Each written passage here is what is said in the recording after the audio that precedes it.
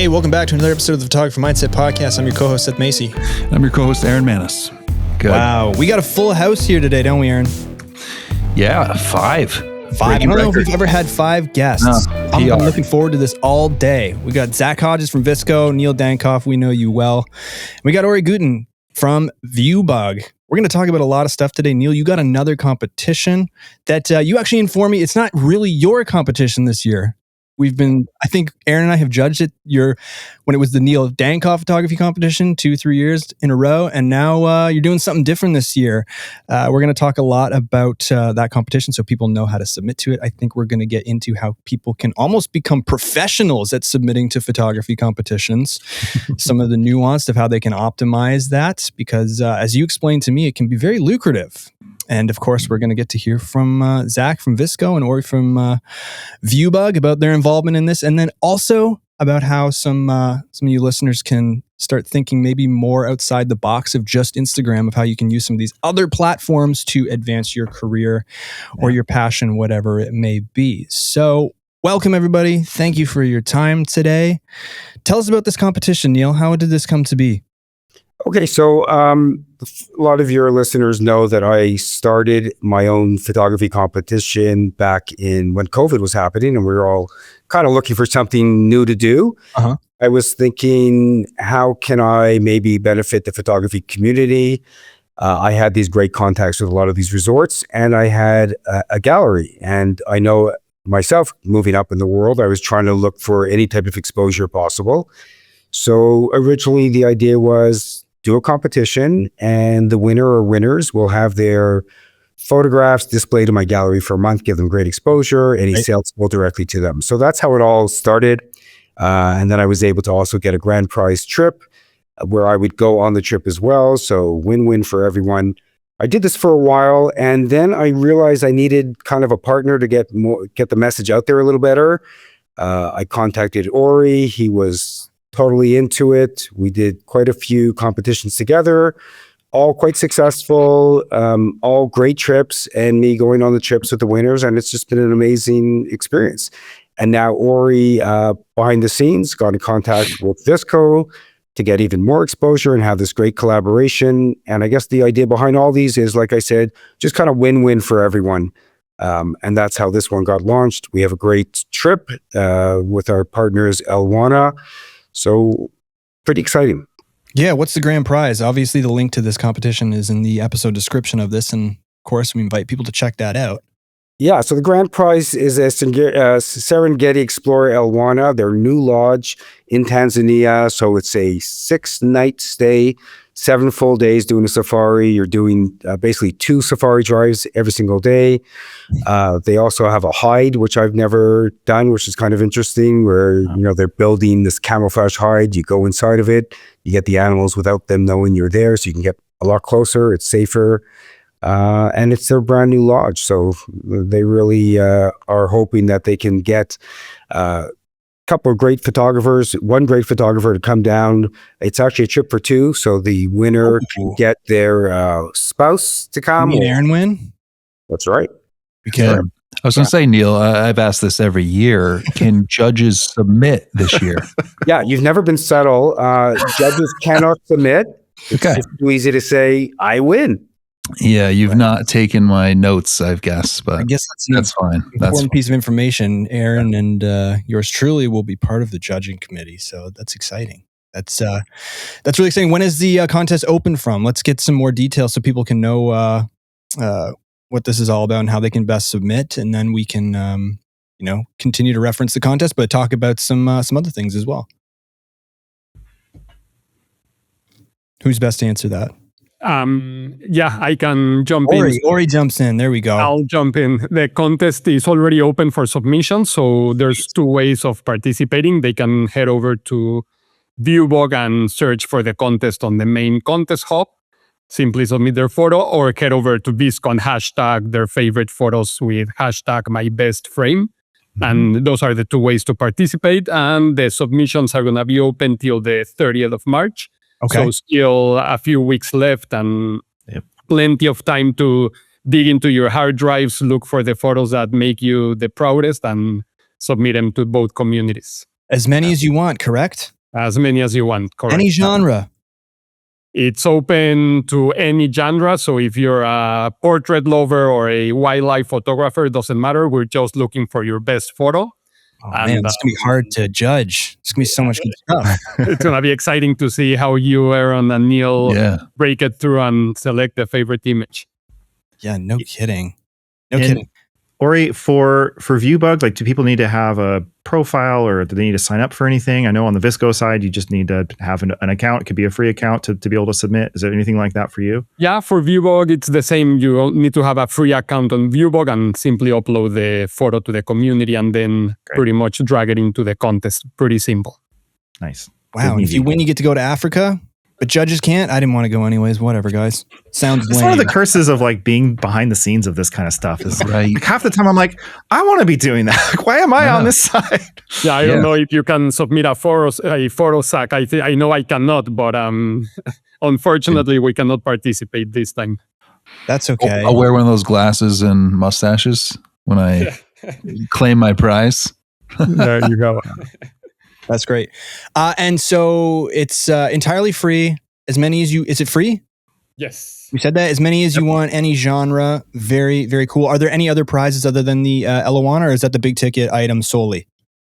So that's a big ticket item, but then we also have 10 runner-ups on each platform. 10 runner-ups on ViewBug will get a year of VSCO Pro. And then 10 runner-ups on the VSCO platform will get a year of ViewBug Platinum membership. So it's a pretty cool way to also win access to the other membership, to get a membership and explore your photography in a deeper way rather than just Instagram or other places. We can get into that later. Yeah, we're going to get into that later. I think that's people need to see the value in a prize that helps them maybe get out of the tunnel vision of Instagram. But we will talk about kind of your missions and goals and how you're trying to help photographers. What I want to know is, Neil, there's a lot of people listening sometimes when they hear, oh, there's going to be so many submissions, I might as well not even bother. You told me, though, that sometimes the people who have won prizes or even just have made the short list in competitions, it's just changed their confidence and their life entirely. It's put them on an upwards trajectory. And I kind of want to hear, you had told me a story. I wondered if you could share it, if you remember the one I'm referring to about I forget who it was, one of the guys who won your previous competitions. Yeah, so it's actually someone who just won the last competition I did with ViewBug. And first of all, we had over, correct me if I'm wrong, Gory, I think we had over 50,000 submissions. So that's a lot of submissions. Wow. And yeah, you could feel if you're submitting a photo, something I think I heard a funny fact the other day that when you try to do a lottery, when you buy a lottery ticket, your chances of winning are almost the exact same statistically as if you don't play. Nice. So it can be definitely overwhelming when you're thinking that there's 50,000 and there's so many talented photographers out there. But this is a gentleman who really did not expect to win. And his photo really went against a lot of the rules that you have, that people do have when they're submitting photos, the rule of 2/3 or whatever it is, the rule of thirds. His was like the horizon was right at the midpoint, but he had that magical part of the photo that I think you have to have that wow factor, where there was this incredible storm cloud in the background to a sunflower field, and all the sunflowers happened to be turned away as if they were shielding themselves from it, and all the lighting and the colors matched up, and it was this incredible, hit me right away when I saw it, loved it, kept coming back to it. And when I told him, like, I had to call him 6 times because he kept thinking it was a scam. I'm like, you've won the trip. Like, yeah, how much do you need me to send you? He's like, how much do you need me to send you? I'm like, nothing, I'm sending you the money for the plane ticket. He's like, and he would hang up on me. So wow, it's so funny, and we keep talking about it now. But now he's going on this incredible trip to Nihi Sumba, which is an unbelievable resort in Indonesia. And he said like, I've never gone anywhere. I've never really traveled anywhere, and this is going to be life changing. In fact, it's so funny that I remember even a week after talking to him about it, where he finally accepted that he had won, he thought it was still for one day, that he was flying 40 hours for a one-day shoot. And one point he mentioned it. I'm like, no, it's a full week. He said, a week? Like he couldn't believe it. So I think life-changing for him. I think he's going to have a great time. He's also bringing his wife. So Awesome. yeah, that's the part that you really feel good about, giving a prize to someone where it makes it a huge impact. That's so cool. And of course, Ori and Zach, I mean, it goes without saying, it's great. Getting behind a competition like this is great for the companies you work for, of course, but beyond that, and Zach, I'll direct this question at you. How do you feel competitions like this are really serving the individual who's submitting in terms of, I don't know, encouraging them or advancing their career somehow, some way? Like, what's the value beyond, or I guess from their perspective? Yeah, well, I just think even that going through the exercise of combing through all of your work, kind of self-evaluating, self-curating, your own work, that is a worthwhile experience in and of itself. A lot of professional photographers talk about how they're constantly updating their portfolio. And I think just even that exercise alone is worthwhile. But then, I think when you really decide to send something out, that there's a difference between thinking a photo is good and thinking it's good enough to do that. And I think you may be surprised by what you discover in yourself about your work. And then also just as you see everybody else's submissions, you just start to get more comfortable with the whole process. And I mean, I know on VSCO, we're always doing these kinds of things, and I'm sure Ori is too.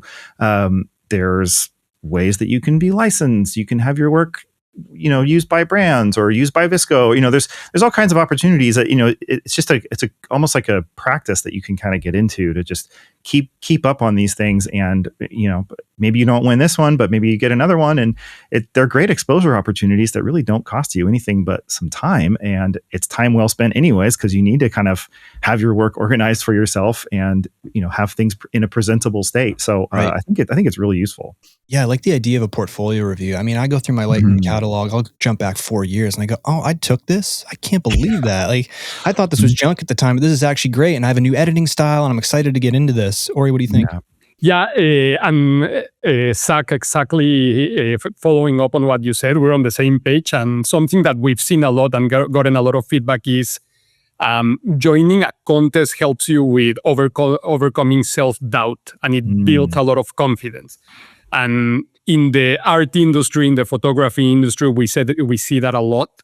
We see until the moment that you get some feedback or some criticism, that's where you're like, okay, maybe I'm better than I thought, and gives you a lot of confidence. So just for thinking of joining a contest, knowing that it's going to be motivational, you're going to get some feedback, even as you said, Zach, even if you don't win the first prize, but you get feedback from other photographers and you see that you're better than you thought, just that build up of confidence is priceless, and it's super valuable to see that happening on the communities. Yeah, Aaron and I actually mentioned, I think it was our last episode, Aaron, where we said it's tough to, the good feedback is excellent. The feedback that gives you confidence, you place high in a competitions, that's great. But what's also great, and people might think I'm crazy, is potentially finishing in the bottom 10th percentile. Because when you post that photo on Instagram or somewhere else, nobody's in the comments saying like, hey, this is not good. And so you can live your life kind of in sweet ignorance and not really have any of that necessary, harsh, but maybe necessary feedback to help you dig deeper. Okay, where can I improve? How can I do better? Why did this win and mine placed lower? You can get kind of that feedback in a competition environment that you don't get in a community that's always so accommodating and uplifting. And mind you, the photography community, that's a good quality to have. Don't get me wrong. But I think it's also an opportunity, submitting your work in a competition like State, to fall flat on your face. And an image that you thought was spectacular just isn't in comparison to some of the other things. Yeah. Zach, what do you think? Another thing that was occurring to me as we were talking is just the visibility that it can bring you. Even if you don't win, at least on VSCO, your submission's probably at least going to be showed in the hashtag group that people will see. And I'm constantly having people ask me, how do I be more visible? How do I, get seen more on VSCO? And that's one of my answers is just, hey, submit to those challenges, this contest. we curate those things. It's featured on a page. Like, people see this stuff, and even if you don't win, you're still getting in front of a lot of people. Maybe the other people who are submitting that are looking at the other submissions, and it's connecting. It's connecting you with the rest of the community. It's a way for others to find you.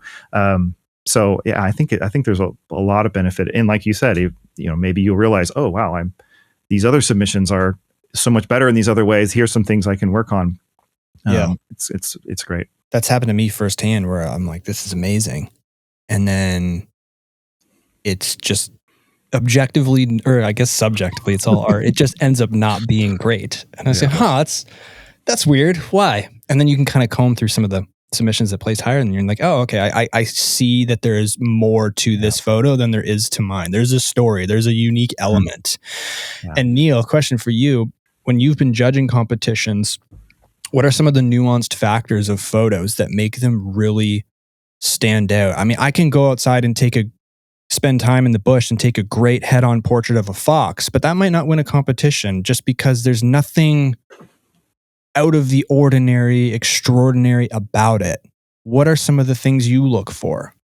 Yeah, well, I was just looking, I wanted to familiarize myself with VSCO's kind of rules and what they say they're looking for, just to get a sense, because it is really so subjective, and we talked about this. So they put down originality, creativity, and composition, and those are actually really, really good ones, because there are so many other rules that people give and what's needed to get a good photograph, and each and every one of those rules can be broken and you could still come in first place, because it depends what your intention is as the photographer. You may want a part of the photograph to be out of focus. You may want this to be blurry.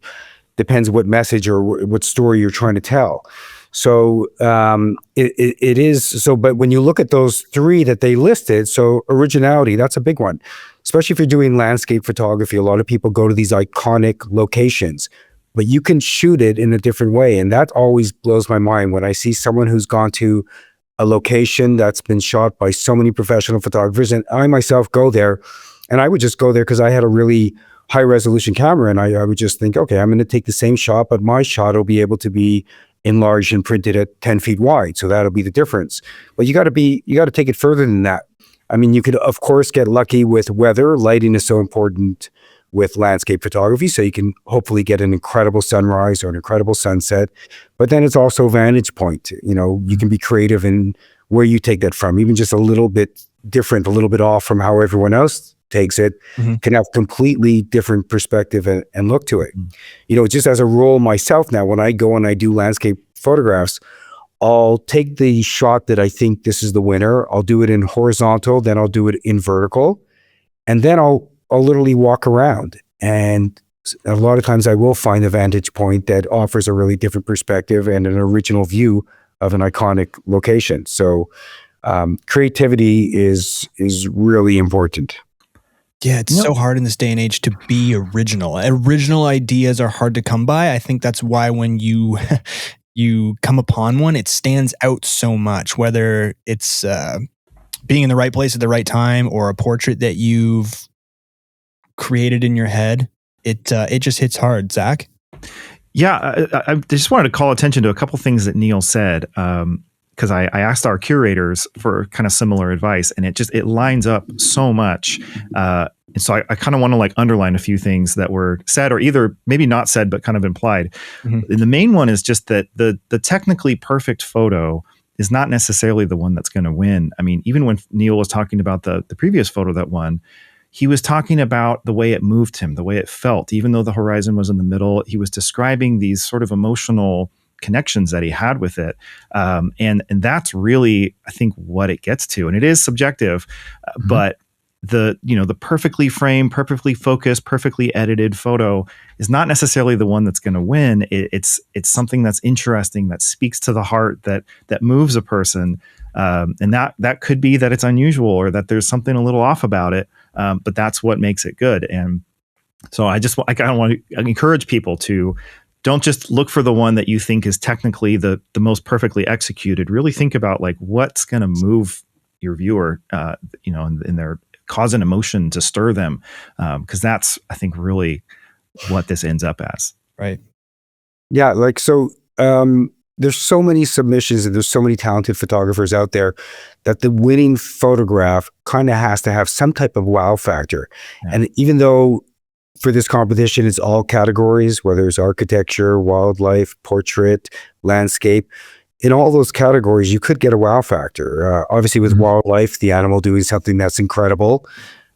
Landscape can just be, it's all about the lighting. So you get some type of spectacular, unbelievable, lighting that where the sky just completely lights up or reflects on this, or just the shadows, lighting, it plays a huge factor in landscape photography. And even portrait is, if you're doing candid, you get that incredible portrait photograph that just tells a story just in the facial expression, or even if it's planned, just the way it's set up and lighting, or how you're creative about it. But in every category, you could definitely get that wow factor.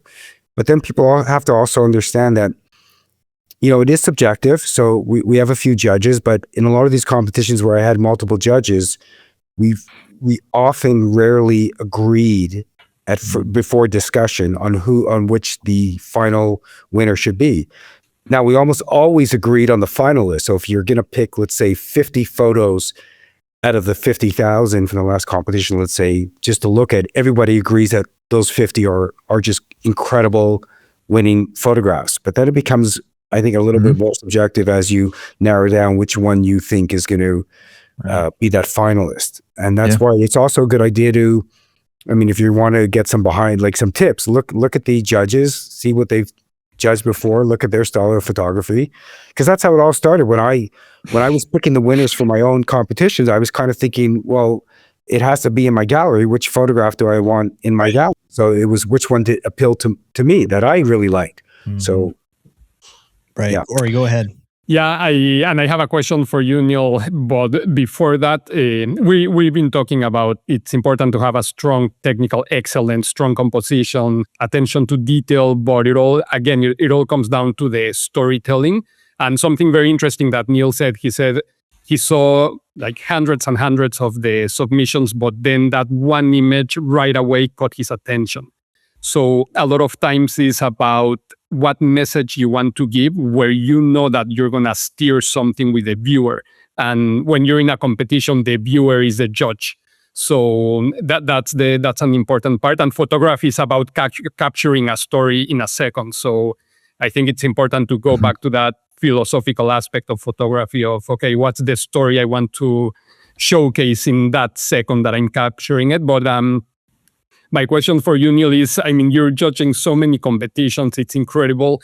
What do you enjoy more? Do you prefer to look at the images on your own and then look over them again and again? Or do you like a format like the one that we're having where you're sitting down with Seth and Aaron and you guys are going back and forth and having a very vivid discussion on why each one of you likes the photo? Like, what, as a master judge, what's your preferred method of going over the top finalists? Okay, I'll tell you, but I just wanted to say one thing because I might have misspoken. So yes, there has to be that magic, but technically the photo has to be great also. So there's many, especially wildlife, incredible wildlife that were just even a tad out of focus. And it does have to be tack sharp if your intention is to get tack sharp. Well, I'm out. All my photos are blurry.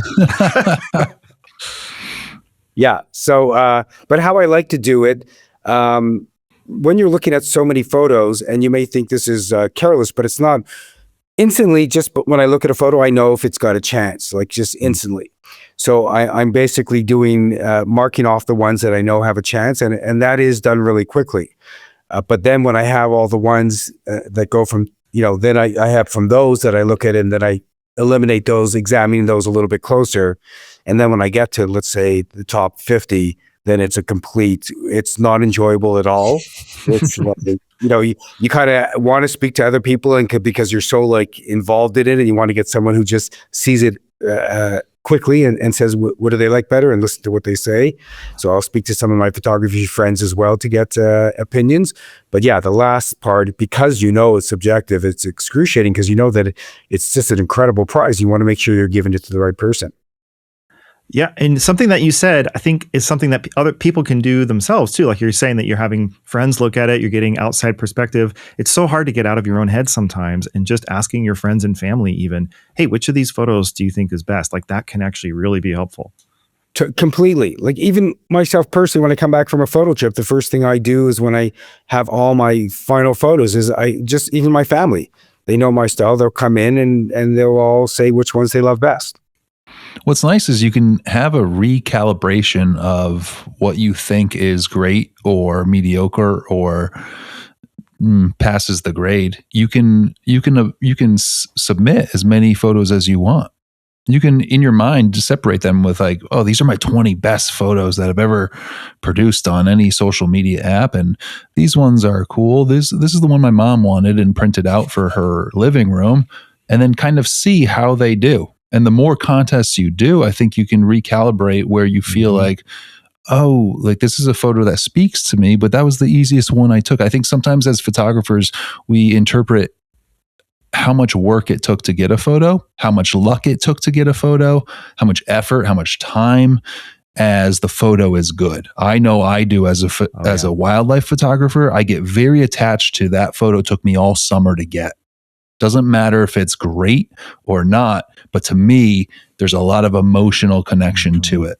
Right. So there is a good separation by joining these contests. I think that typical social media, Instagram being the main one, you kind of get stuck in your patterns of like, here's another animal portrait, everyone's going to like it. Here's another animal portrait, everyone's going to like it. I'm not going to stray. I can't. That's going to mess up my grid. That's going to mess up my what I'm known for. So this is kind of a way to push those boundaries and actually be serious, I feel like, about photography versus social media. Totally agree. And also, just to say quickly, like the one negative I find with these competitions, because I actually submitted before I even got involved with it, is you do get discouraged when you don't win or place, and you really shouldn't, because there are so many that are great photographs. But I mean, we're tasked with a tough, to pick one photograph.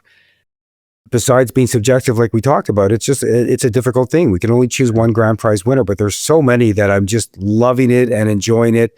And I remember that was my first big realization when I did my first competition and they all came in. I was like, wow, I'm not as talented as I thought. There are so many talented photographers out there. That's so freeing though, that thought. Like, yeah. I felt the same way when I was judging too. Mm-hmm. It's like, oh my God, there's so much skill out there. That's people that are way better than me, and you can kind of go, they got it. They're good. Yeah. It's which is nice because it sparks humility, right? Hopefully. Yeah. It's also three judges with three upbringings, three lenses, figuratively, that we see the world through, three perspectives. Neil, you might love Bob Dylan, and I feel like his voice drives me absolutely nuts. But something about it speaks to you, right? So there is a level of that. We're not robots. There's a part of that when anyone's judging, and it is objective. It used to drive me nuts about English class when they're judging writing or story or composition. It's like, based on what? This is not math. So what are these grades based on? But they're the professionals, and so are Seth, I, and Neil. Apparently. And I think the photographer knows that they have a great photograph, and they should know that their photograph is great. Now, there are tons of photographs that are submitted that are not good. And it kind of reminds me of that, the show American Idol, where part of the show's success is showing all the people that are delusional and think their voices are great, and then you listen and it's kind of comedic. So there are a lot of photographs that get submitted that I'm happy they're submitting, and let's hope that it's a learning process, and they're looking at the finalists, they're looking at the winners, and they're just going to only get better and better. But there are tons and tons of photographs that are submitted that are just absolutely amazing. But like we said, sometimes the winner comes down to you're at the right place at the right time. There was a little bit of magic involved, but doesn't mean that so many of the photographs aren't absolutely incredible, which they are. Yeah. I think Aaron's point, just going back to what he was saying, conflating the amount of effort and time involved with the result. In other words, I spent so much time, this means it's a good photo. That's so hard to get to just stop doing, because I think it also, we've touched on this topic before, Aaron, in episodes, it reaffirms that belief that effort and result is a 1-to-1 ratio. And it's not always the case, right? Sometimes you're just in the right spot, right time, click, and it's an award-winning shot. And that's just how it goes. And I think we have to accept that sometimes. I'm not saying letting that get in the way of effort. Effort is king always, but just sometimes that's how it goes, right? Or and going back to it, as what Neil was saying, that a lot of times you see a lot of entries that aren't that amazing, but it comes down to the values of the photo contest. Photo contests are also a motivational tool. So if you're a portrait photographer and you've never done macro photography, and you see a macro theme contest, like the first time you're gonna grab a macro lens and go shoot outdoor macro photography. Right. Well, yeah, maybe your first images aren't going to be contest winners or amazing, but it's a great motivation to go out there and try something new and something you're not comfortable with, and will help you expand your photography knowledge in general. I love the saying, I'm not good yet. Yeah. It's one of my favorite things when I'm starting something new and I feel like a complete rookie. I'm not good yet. And even at that, like, being good doesn't necessarily matter, but if you're striving to constantly improve, maybe that's important to you, right? But just the act of doing something, I think, is remarkable. Aaron, you were going to say something. I was just going to say that is what you just said and what I said prior. I just struggled with this the other day for a client. I was photoshopping a photo and making sort of a holiday themed photo coming up for St. Patrick's Day. And the concept I liked, but the actual execution took me about 4 hours to edit this one photo. Now, it's because you're billing per hour. But I stuck with it, and I was like, God, I hope this idea like really hits. When I sent it over, the response I got, and I read a lot into the tone, was like, LOL, nice. And I was like, no, man. No, this is serious. No. Tell me what you think about this photo completely and how awesome it is, because I just spent a lot of time doing it. Yeah. But I had to separate. Like, it is a kitschy, jokey kind of photo, and the effort into making it is not necessarily translated sometimes. And I think that is always important when working with a client or submitting photos or putting stuff up on any app, that the client, the audience doesn't necessarily know what went into this photo happening. They think of it as a 1/200th of a second moment, and that's about it. Yeah. Zach, I think you had your hand up first. Yeah, I was just going to say, just kind of agreeing with everything that's being said. I mean, I cannot tell you how many times, even just today, I post something that I almost didn't post it, and it ends up being the thing that a ton of people are responding to. And to me, it was nothing. Now I'm forgetting the other thing I was going to say. That's okay. We can come back to you. Oh, you got it. I've talked to, in the course of being at VSCO, I've talked to so many photographers who I just thought were absolutely incredible. Mm-hmm. Clearly they've made it. Clearly they're so much better than me. And we all struggle with that imposter syndrome from the very best. Actually, the people that don't are the people that maybe are a little delusional about their skill. Anybody that's really serious about this, and especially like the better you get, almost the worse you think you are. Yeah. And even at the highest levels, people are still wondering if they're good, and that you never really escape that. Yeah, for sure. Neil, go ahead. Yeah, I was just thinking about something funny. So when I was commissioned to do that big deal, I got really lucky with Hotel X Toronto and had to do 800 photos in 3 years and was traveling the world. But after each trip that I got back, the hotel had this one person who ended up being a good friend of mine. But before we were friends, he would have to say yay or nay to each photo. So I would come back with about 30 photos. And, anytime he would say no, it was a big problem. Is it like Gladiator, where the thumb is up or the thumb's down? Yeah. And he did a lot of these, though. The sideways? The sideways ones. But anyways, the running joke was like, the ones that took more of an effort, whether they were better photos or not, were the ones that I hoped got in, because they were so time consuming. And I think every story was basically an argument that when he would say no, with me telling him the effort as if the effort would change his mind. which he Right. was like, I don't care if you did a marathon. This photo's not going up in the hotel. And it's just a funny argument every single time. So effort, although it means a lot to us, and it actually, I think, impacts the way we view our own photographs because we remember the story. And I don't know about you guys, by the way, but with me, I don't have a great memory, but for some reason, I remember every setup of like almost every photo I've ever taken. So when I look at all my photos, I remember the story, to researching, to getting it, to waiting in the dark for the sunrise. It's uncanny. I don't remember anything else. I don't remember anyone's names, but I remember for some reason, I guess we're just concentrating so hard on trying to get that great image that our mind just remembers the whole. Yeah. Yeah. I think what's important is in that moment, having the, I guess, prompting yourself somehow, somewhere, having the awareness to say, nobody can take what you've just described away from me, regardless of what the result or the reception ends up being. Right. Right. And just detaching from this belief that I think we all inherently have been told to believe, that effort deserves a proportional amount of reward. It's just not the case. And it's a hard realization. So if you can get to a place where you're in that moment of setup and you've spent all this money and you've flown all this way and it's cold and you're in the dark, that's for you. That's part of your process. You're an artist. You're doing the thing. And like, that's a win on a personal level. And that's why photography, it's therapy for a lot of people. For sure. Exactly. Yes. Exactly. Well, I have a thought, if you don't mind, Seth. No, I don't mind. I mean, just in talking, I'm reflecting on our audience, who I think for the most part, the people that are most excited about our show are photographers that are starting off and have got the bug. They're really into it. They're listening to a photography podcast.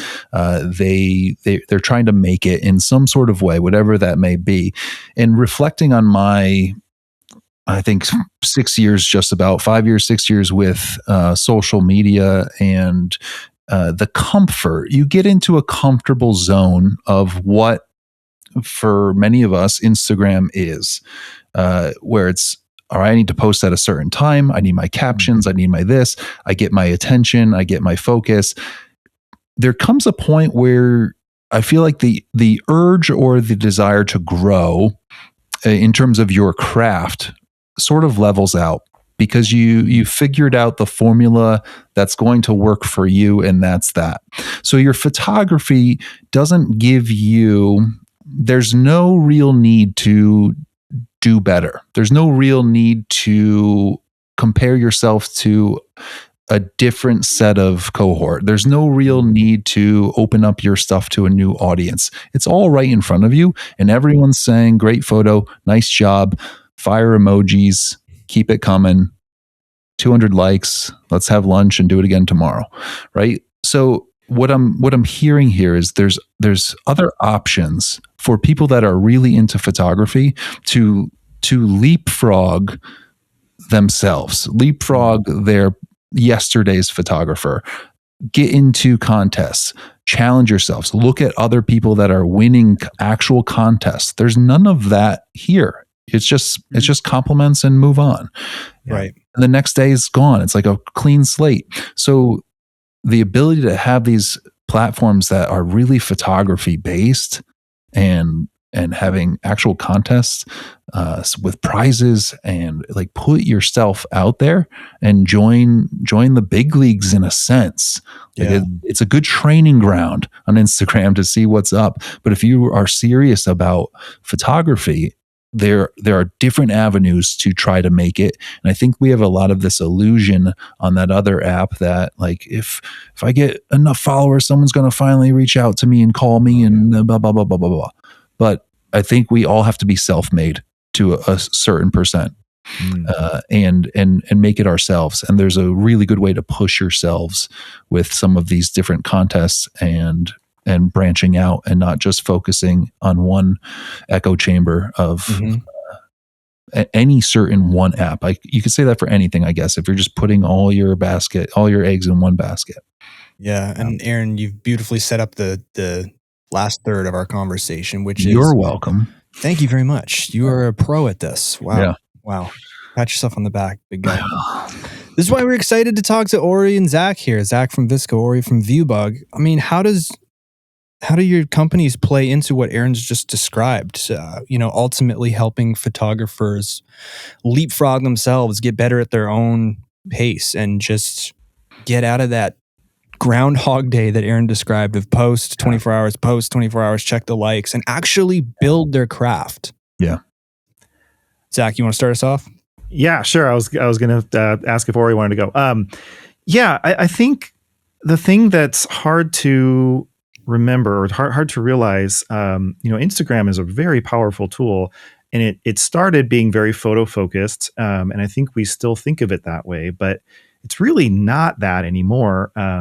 And it's very powerful. I personally kind of view it as a advertising platform, as a branding platform. I think that's why we all feel such a pressure to be a certain way on there. Is it's really not about photography anymore. It's about presenting yourself to the world for opportunities, for branding, and the kinds of things that are rewarded for you to do, and the kind of things that are fed to you are the kinds of things that a marketer would care about. And so that's why video and stories and all these things that are less about photography that I think, we hear photographers kind of bemoaning. Whereas platforms like VSCO, oh my gosh, the name is escaping me. My brain just totally went off. That's okay. Talk about your brand. Yeah, VIEWBUG, the other guy. VIEWBUG. Thinking about VIEWBUG. Yeah. So that's what platforms like VSCO and VIEWBUG, I think can be really interesting, is where it is about the photography. It is about you finding inspiration, about you experimenting, about you discovering your voice and trying things. You're not fed anything other than good photography, and you're not rewarded for anything other than being interesting and original and trying things. And it's really a safer space to find other photographers, to connect with them, to level yourself up and grow in that way. I think a lot of people forget that places like VSCO are not, we're known for our filters, but there's a huge community that is really, really powerful for photographers, and kind of a safe place for photography that a lot of people, I think, miss. We'll hear more about those things, but I want to hear what Ori's got to say too. Yeah, along the same lines as what you were saying, Zach, I think when you join a photocentric community, right away you feel there's a different vibe to it. There's a more artistic feeling to it. You don't see, and talking to members, the frustration of having to post once a day, as Aaron was saying. I need to do my daily post at certain time. There's no algorithm frustrations.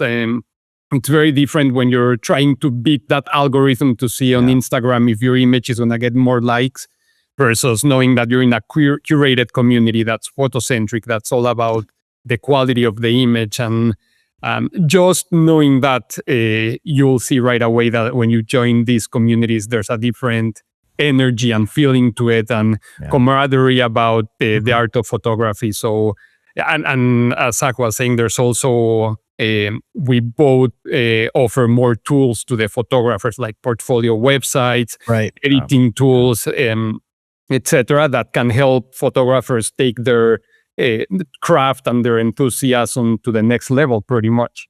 Yeah, I think what you both are speaking to is increasing signal and cutting out noise. Right? Yeah. These are some assets you can use. Here's some resources you can use that actually matter in the grand scheme of things, or in, I guess, promoting your skill set, or allowing you to branch out, and getting rid of cat memes and here's another guy falling down the stairs sent from your buddy in your DMs, right? Which is all, there's a place for that. I understand. There's lots of photographers who brilliantly utilize the big platform Instagram. But I think that your two platforms, VIEWBUG and VSCO, are cutting out noise and allowing people who want to focus on just photography, it's giving them a place to do that. I was laughing, Zach, when you said, we're known for our filters, because in high school, all the girls in my high school had VSCO. I was like, check out my VSCO. It's like and I was like, when we scheduled our meeting about this, setting up this podcast, I was on VSCO's website. I was like, is this the same company? Yeah. It's changed so much. And I was very impressed. I mean, how has that, I don't know how long you've been with the company, but how has kind of it gone from here's some awesome filters, you still have those, to here's how we're helping photographers make it. And what is make it from VSCO's point of view? I mean, I've been with the company since it started. I was part of the team that got the whole thing going. And it's funny you mentioned the filters. I mean, that was my thing. As I've been the one kind of in the background making the filters for so long. Really, you're the guy. I'm the guy. Yeah, the guy. I mean, it's a team effort. Like, it's definitely. I have a lot of help. Caption. Yeah. I definitely have a lot of help, but most. I don't think there's a filter that I haven't at least had a hand in. Did you make the Stanley Cups too for the VSCO girls? No, I mean, I think I'd get myself in some hot water with the whole lead controversy and all that stuff. Yeah. No, the VSCO girl thing was funny. It really had nothing to do with us. It was a fashion trend from TikTok, I believe. And it kind of had our name attached to it. And it was helpful in a way because we became a household name. A lot more people knew how to pronounce us. That's one of the main things. How is it? VSCO, VSCO. So at least everybody knows how to say our name now. But the VSCO girl thing was really not related to VSCO, the company, hardly at all. We had a lot of wonderful influx of young people, which was amazing. That's cool. But we've really been trying to become a place where photographers can level up their work, their business, they're obviously, you asked about making it. Like, there's kind of a double meaning there where you can make your images. That's obviously a big part of what we do. I love that with our filters and stuff, but then also with things like a website, a blog, just finding inspiration in community, just being able to start to be able to run your business from VSCO as well is really kind of our vision, is to be, not just a place for you to make your images, but a place for you to make your career. So that's kind of, I guess, in a quick nutshell. Yeah, and consolidating it sounds like in one place. Yeah. And, we've always had a big vision for wanting to help photographers. The actual community that we have goes all the way back to, I'm gonna say the date wrong, but probably like 2013 or 14. Like, it's been around for a long time. So we've been really dedicated to this, and with the curation and the chronological feed, and just a real dedication to quality and everyone's ears perked up at that chronological feed. Yeah. Yeah, and I mean, I myself have gotten, I think, better as a photographer just by being exposed to so much great work from so many other people. And I can know that if I follow them, I'm going to see what they do, even if I have to scroll, like, it's there.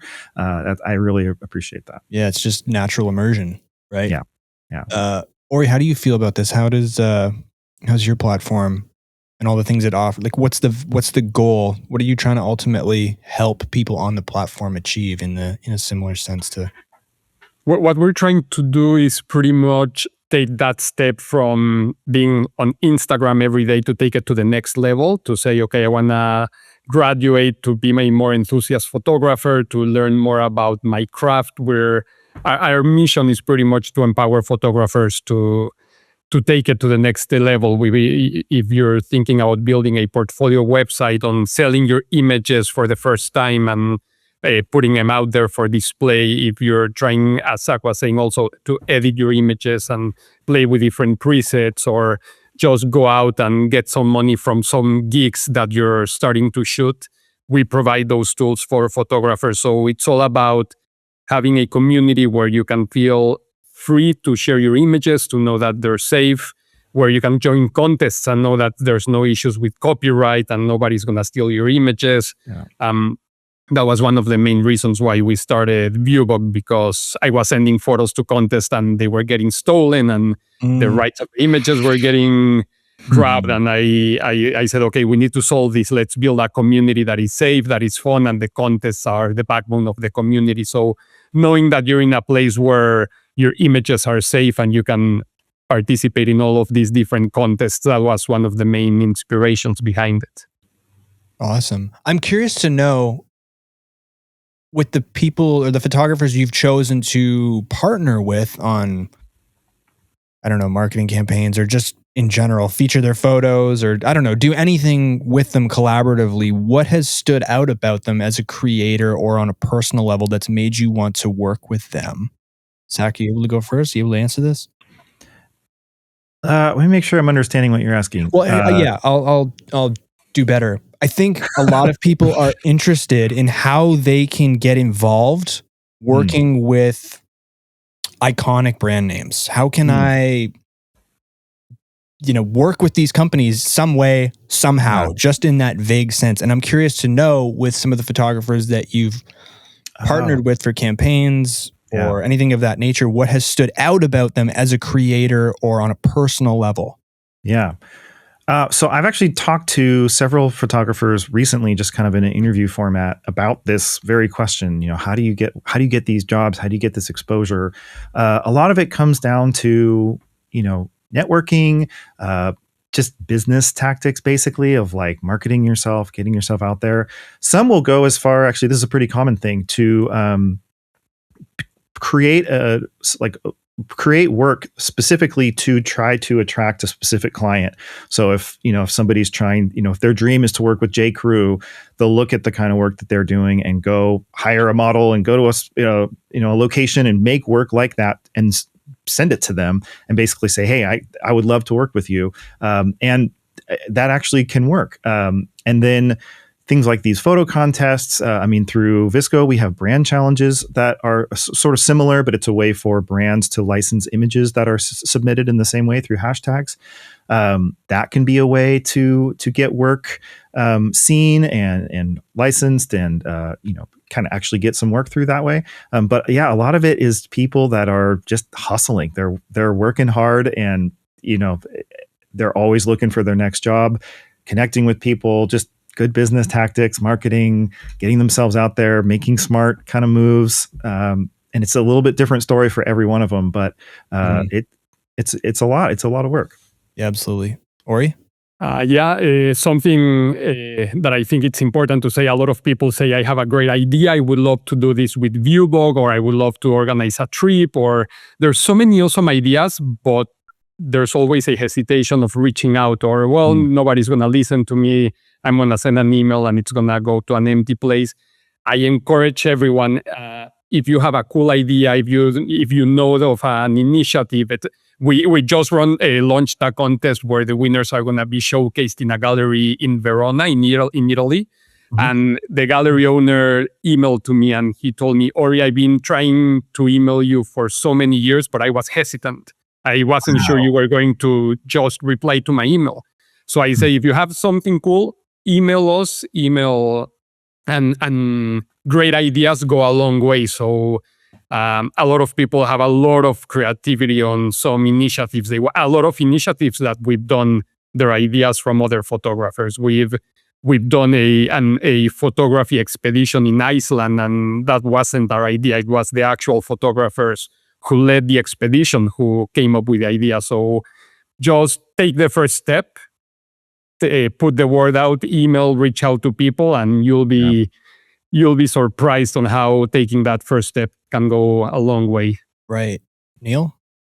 Yeah, to Ori's credit, that's exactly how I met him. I had the idea to do a competition. I already had a great trip in the back pocket and just needed great exposure. Reached out to him, complete cold call, and he called me back, and the rest is history.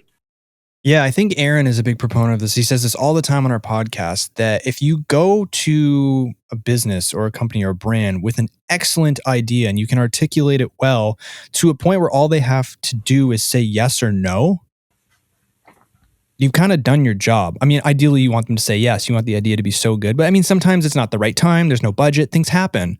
But having a good idea is the foundation. I think we can get lost in, this email is 203 words. It needs to be under 200.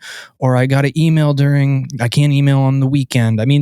Sometimes those nuanced things can matter when trying to reach people who are the head of companies or departments at companies.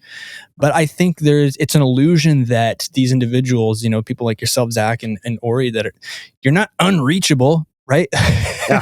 Yeah. I think it's just a self-imposed barrier often.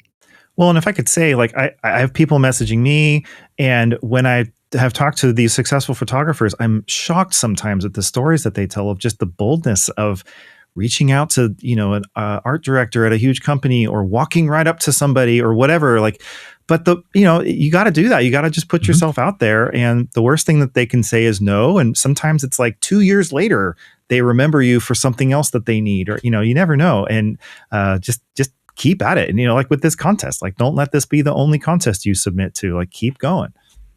Yeah, I guess fortune favors the bold. Yeah. Well said. Yeah. And risk takers, and have we always say it, ideas and narratives are the currency in this business. Yeah. You have to go in with something. You cannot just ask, I'd love to get paid to take photos with you. Like that's 1 in a million, right? Yeah. But your idea, 1 of a million, your idea is 1 in a million. So that's the point. You have to go with a narrative. I have this great idea. I think it would really work. Here's my proof of concept. Here's my work. Here's the intro to it. Let's make this happen. Let's get on a call. See if we can make this happen. You're going to get a lot more success versus a blanket like, would you want to work with me? Maybe sometime we should do something. Maybe we should do something. It is dating, right? I mean, it can be. Yeah. I want to take you here. I love this meal. It's amazing. I would love to share this moment with you. You want to go? Yes or no? Versus, would you want to maybe go out sometime? The person's going to be like, I don't know. Do I? Right. No, totally. Well, everyone, it's been awesome chatting with you. Did anybody else have anything else to say that they wanted to add before we kind of remind people of how they can submit? I think we've done a good job of why you should comb through your work, why you should submit to contests, why you should, branch out from the tunnel vision that Instagram provides that you may not even realize you're stuck in, why you should shoot your shot. Anything else? Yeah, I would just say that, I think I was speaking to you guys earlier about this. Whenever I see or hear about these competitions that have some kind of crazy prize, and I really do think this grand prize is exceptional, it just always just seems like unattainable, impossible. But I myself know, because I'm going on these trips with a lot of the winners, and I've seen the winners go on a lot of these trips. It happens. Someone is going to, it's not as if, there's a chance that someone might get this trip. Someone who submits is going on this great experience, and it is, I believe, a life-changing experience. So, there's no cost. Might as well take your best photos and submit and see what happens, because someone's going on that trip. Absolutely. Yeah, and just to recap, it's any genre, as many as you want. Competition's open till March 31st. And you can submit on both of your platforms. Let's go and ViewBug. March 30th. March 30th. I was going to say. Yeah. Is there 31 days in March? I think so. I don't know. That's one thing I will never learn. There is. That's what got me all kerfuffled. Yeah. Okay, but it's the 30th, everyone. March 30th. All the details will be in the episode description. Make sure you check that out. Make sure you check out both those platforms, VSCO and ViewBug, if their descriptions of them spoke to you and you kind of want to maybe cut out some noise, focus more on signal. Guys, it's been awesome talking with you. Thanks for having us. Thank you. Take care.